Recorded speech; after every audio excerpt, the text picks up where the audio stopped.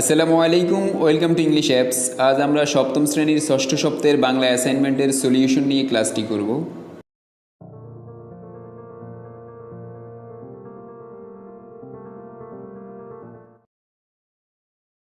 প্রথমে আমরা সিলেবাস এবং প্রশ্ন নিয়ে কথা বলবো। তোমরা দেখতে পাচ্ছ স্ক্রিনের মধ্যে সপ্তম শ্রেণীর ষষ্ঠ সপ্তাহের অ্যাসাইনমেন্টে তোমাদের জন্য নির্মিত অংশ থেকে প্রশ্ন করা হয়েছে একটি চিঠি। তো তোমাদের বিষয়ের শিরোনাম দিবে চিঠি। দেখো, তোমাদের জন্য যে চিঠিটি দেওয়া আছে সেটা হচ্ছে, মনে করো তুমি মাহিন বা মোহনা, তোমার খেলার সাথী সাজিদ বা সাজেদা করোনা ভাইরাসে আক্রান্ত হলে তোমার মনের অবস্থা জানিয়ে বন্ধু নাফিস বা নাফিসাকে একটি চিঠি লেখো। অর্থাৎ তোমার নাম হচ্ছে মাহিন বা মোহনা, যে কোনো একটা নাম, তুমি মেয়ে হলে মোহনা দিবে, ছেলে হলে মাহিন দিবে। তোমার খেলার সাথী হচ্ছে সাজিদ বা সাজেদা, সে করোনা ভাইরাসে আক্রান্ত হয়েছে। এখন তোমার মনের অবস্থাটা কি, অর্থাৎ তুমি এতে কি ব্যথিত নাকি, সেই সম্পর্কে বিস্তারিত বিবরণ দিয়ে তোমার বন্ধু নাফিস বা নাফিসাকে একটি চিঠি লেখো। তো আমরা এখন এটার আলোকে একটি চিঠি লিখে তোমাদেরকে নমুনা উত্তর দেখাবো, সেটা থেকে আইডিয়া নিয়ে তোমরা নিজেদের মতো করে অ্যাসাইনমেন্টটি তৈরি করবে। তার আগে যারা এখন ইংলিশ অ্যাপ চ্যানেলটিকে সাবস্ক্রাইব করেনি অবশ্যই সাবস্ক্রাইব করবে এবং নিজে দেখা বেল আইকনটি ক্লিক করে রাখবে, যাতে যখনই আমরা অ্যাসাইনমেন্টের ভিডিও আপলোড করি তোমাদের কাছে নোটিফিকেশন চলে যায়। তাহলে চলো আমরা এখন উত্তরটি দেখি। দেখো, এখন আমরা চিঠিটি লিখব। তো তোমরা চিঠিটি এক পেজে লেখার চেষ্টা করবে, আর যদি এক পেজে লেখা না লিখতে পারো তাহলে হচ্ছে দুই পৃষ্ঠা, হচ্ছে প্রথমে পেজটা হবে বাম পেজে আর পরেরটা হবে ডান পেজে। বাম সাইডের পেজে লিখবে এক অংশ আর ডান পাশের পেজে লিখবে আরেক অংশ। তো দেখো, প্রথমে আমরা লিখলাম মিরপুর, ঢাকা, 3 ডিসেম্বর 2020, অর্থাৎ আজকের তারিখ এবং ঠিকানাটা লিখলাম। প্রিয় নাফিসা, যেহেতু নাফিস বা নাফিসের কাছে চিঠি লিখতে বলা হয়েছে তাই আমি নাফিসের কাছে লিখলাম প্রিয়। আন্তরিক শুভেচ্ছা নিও, আশা করি ভালো আছো। আমি খুব একটা ভালো নেই। কয়েকদিন আগে আমার খেলার সাথী সাজেদা করোনা ভাইরাসে আক্রান্ত হয়েছে। সাজেদা আমার প্রতিদিনের খেলার সাথী ছিল, আমরা একসাথে প্রতিদিন খেলতাম। অর্থাৎ সাজেদা সম্পর্কে বলা হয়েছে, যেহেতু প্রশ্নে বলা হয়েছে সে করোনা ভাইরাসে আক্রান্ত হয়েছে, তো এই জন্য আমি প্রথমত সে আমার বন্ধু এবং সে করোনা ভাইরাসে আক্রান্ত হয়েছে, সে আমার প্রতিদিন খেলার সাথী ছিল, আমরা একসাথে খেলতাম, এই বিষয়গুলো একটু প্রথমে তো ফুটিয়ে তুলেছি। কিন্তু ও হঠাৎ করে করোনা ভাইরাসে আক্রান্ত হয়েছে শুনে আমার মন ভীষণ খারাপ। আমি কিছুতেই বিশ্বাস করতে পারছি না সাজেদা করোনা ভাইরাসে আক্রান্ত। করোনা ভাইরাস একটি মারাত্মক ছোঁয়াচে ভাইরাস। তার আক্রান্তের খবর শুনে আমি হোম কোয়ারেন্টাইনে আছি। বাসায় সবসময় মাস্ক ও হ্যান্ড স্যানিটাইজার ব্যবহার করছি। হাসি কাশিতে রুমাল বা টিস্যু ব্যবহার করছি। তবে সাজেদা আক্রান্ত হওয়ার কারণে মানসিকভাবে একটু ভেঙে পড়েছিলাম। তাকে কিছু পরামর্শ দিয়েছি, সবসময় সচেতন থাকতে পরামর্শ দিয়েছি। অর্থাৎ এখানে তুমি ফুটিয়ে তুলবে করোনা ভাইরাস, কয়েকটা কথা লিখতে হবে। যেমন আমি প্রথমত লিখলাম যে এই করোনা ভাইরাসে আক্রান্ত হয়ে শুনে আমার মনটা খারাপ। অর্থাৎ যেহেতু প্রশ্নে চেয়েছে তোমার মনের অবস্থা কী, তাই আমি লিখলাম যে আমার মনের অবস্থা ভীষণ খারাপ। আমি কিছুতেই বিশ্বাস করতে পারছি না আমার বন্ধু সাজেদা করোনা ভাইরাসে আক্রান্ত, কারণ তার সাথে আমি কয়েকদিন আগেও খেলাধুলা করেছি। এরকমভাবে লিখবা। করোনা ভাইরাস সম্পর্কে এখন একটু বর্ণনা দিবে। করোনা ভাইরাস একটি মারাত্মক ছোঁয়াচে ভাইরাস। তার আক্রান্তের খবর শুনে আমি নিজে এখন কী ব্যবস্থা নিয়েছি সেটা লিখবে। যে আমি হোম কোয়ারেন্টাইনে আছি, বাসায় সবসময় আমি মাস্ক ইউজ করি, হ্যান্ড স্যানিটাইজার ব্যবহার করি, এই সমস্ত বিষয় লিখবে। তারপর হাসি যখন আসে বা কাশি যখন আসে তখন আমি রুমাল বা টিস্যু ব্যবহার করছি। তবে সাজেদা আক্রান্ত হওয়ার কারণে আমি মানসিকভাবে একটু ভেঙে পড়েছি। আমি খুব স্ট্রং ছিলাম, কিন্তু যখন শুনেছি আমার ফ্রেন্ড সাজেদা করোনা ভাইরাসে আক্রান্ত তখন আমি একটু ভেঙে পড়েছিলাম মেন্টালি মানসিকভাবে।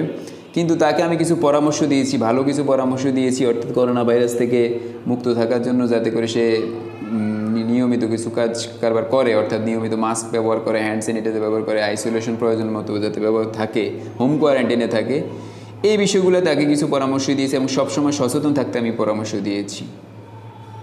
আজ আর নয়, বড়দের আমার শ্রদ্ধা জানাবে। তোমাদের সবার সার্বিক সুস্থতা ও সর্বাঙ্গীন মঙ্গল কামনা করছি। ইতি তোমার বন্ধু মোহন। এই হচ্ছে যে আমাদের যে চিঠিটি লিখতে বলা হয়েছে, তোমার বন্ধু যদি করোনা ভাইরাসে আক্রান্ত হয় তাহলে তোমার মানসিক অবস্থা কি সেই সম্পর্কে বর্ণনা দিতে বলেছে। তা আমি আমার অবস্থা নিয়ে লিখলাম, মোটামুটি একটু ছোট করে লিখছি, যেহেতু চিঠিটা একটু ছোটই হয়। তো তোমরা এটাকে একটু কিছু পরিবর্তন করতে পারো তোমাদের মতো করে। যেমন তুমি তোমার পরিস্থিতি লিখবে, তুমি কি ব্যবস্থা নিয়েছো করোনা ভাইরাসে, তোমার মানসিক অবস্থাটা কি হয়েছে। তুমি যদি তোমার অবস্থাটা ফুটিয়ে তুলতে পারো তাহলে তোমার অ্যাসাইনমেন্টটি ইউনিক হবে।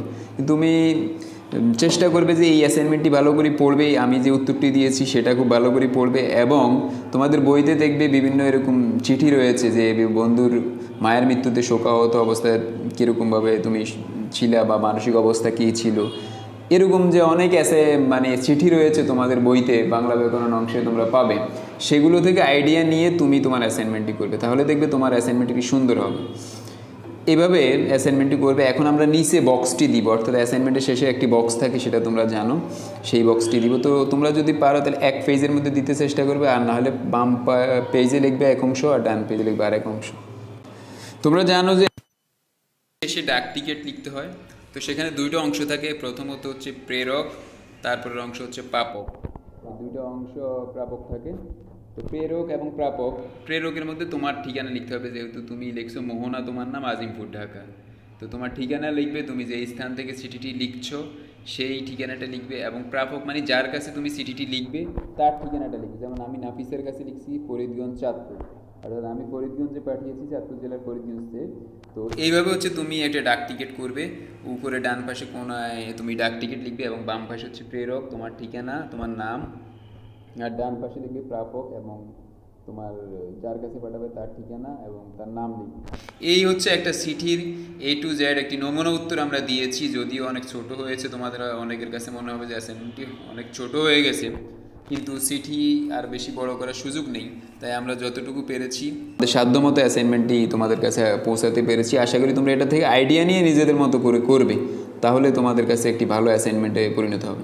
তো তোমাদের জন্য সুসংবাদ হচ্ছে আগামী 15ই ডিসেম্বর থেকে ইংলিশ অ্যাপ চ্যানেলের মধ্যে তোমাদের জন্য বেসিক ইংলিশ কোর্স করা হচ্ছে ফ্রিতে, যেটা তোমরা যখন অষ্টম শ্রেণীতে উঠবে তোমাদের অষ্টম শ্রেণীর গ্রামার বুঝতে সবচেয়ে বেশি সহজ হবে বেসিক ইংলিশটা যদি তোমরা পারো। সেখানে আমরা ধারাবাহিকভাবে parts of speech, tense, sentence নিয়ে আলোচনা করবো। ইংলিশ অ্যাপ চ্যানেল ইউটিউব চ্যানেলে আপলোড করা হবে। সেখানে আগামী 15ই ডিসেম্বর থেকে ক্লাসগুলো শুরু হবে, তোমরা রেগুলার ক্লাসগুলো দেখবে এবং নিজেদের দায়িত্বে নোট করে নেবে তোমাদের ডায়েরিতে, তাহলে হচ্ছে যে তোমাদের ইংলিশের ভিতটা অনেক স্ট্রং হবে। আরও একটি সুসংবাদ তোমাদের জন্য, আমাদের ইংলিশ অ্যাপ চ্যানেলের আরেকটি পরিবার এডুকেশন অ্যাপস, সেই এডুকেশন অ্যাপসে তোমাদের জন্য একটি বক্তৃতা প্রতিযোগিতা, যেহেতু তোমরা অনেক দিন ধরে অ্যাসাইনমেন্ট করে বিরক্ত হয়ে গেছো, বোরিং হয়ে গেছো, এই জন্য তোমাদের বিরক্তি বা বোরিং কাটানোর জন্য আমরা হচ্ছে একটি ইংরেজি অথবা বাংলা বক্তব্য প্রতিযোগিতার আয়োজন করেছি। তোমরা তোমাদের বক্তব্য ভিডিও করে আমাদের ইংলিশ অ্যাপসের ফেসবুক গ্রুপের মধ্যে তোমরা আপলোড করবে, সেখান থেকে আমরা ডাউনলোড করে এডুকেশন অ্যাপসে আমরা সেটিকে আপলোড করব। সেখানে ভিউজ, কমেন্ট, লাইক এবং আমাদের অভিজ্ঞ বিচারক মণ্ডলীদের রায়ের উপর ভিত্তি করে তোমাদের মধ্য থেকে আমরা ফার্স্ট, সেকেন্ড, থার্ড 3 জনকে নির্বাচিত করব।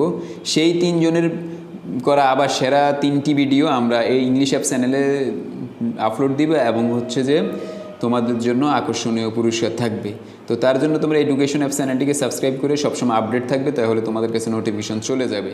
তো আমাদের চ্যানেল এখনও যারা সাবস্ক্রাইব করেনি অবশ্যই সাবস্ক্রাইব করবে এবং নোটিফিকেশন বাটনটি অন করে রাখবে, যাতে করে যখনই আমরা ভিডিও আপলোড করি তোমাদের কাছে নোটিফিকেশন চলে যায়। সবাই ভালো থাকো, সুস্থ থাকো, আল্লাহ হাফেজ।